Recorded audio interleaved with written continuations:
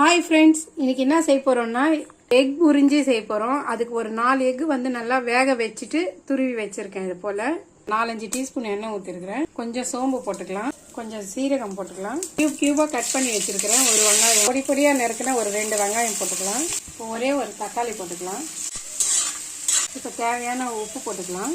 பொடியா நறுக்கின கேப்சிகம், ஒரு டீஸ்பூன் இஞ்சி பூண்டு பேஸ்ட் போட்டுக்கலாம்.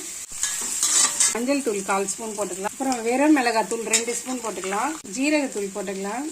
கரம் மசாலா ஒரு 1/2 ஸ்பூன், தூள் 1 ஸ்பூன் போட்டுக்கலாம். இந்த மசாலா எல்லாம் நல்லா வெந்து வந்துச்சு. இப்போ துருவி வச்ச எக் போட்டு கலாரி விட்டுக்கலாம். லாஸ்டா ஒரு பிஞ்ச் பெப்பர் போட்டுக்கலாம். பொடியா நறுக்கின கொத்தமல்லி போட்டுக்கலாம்.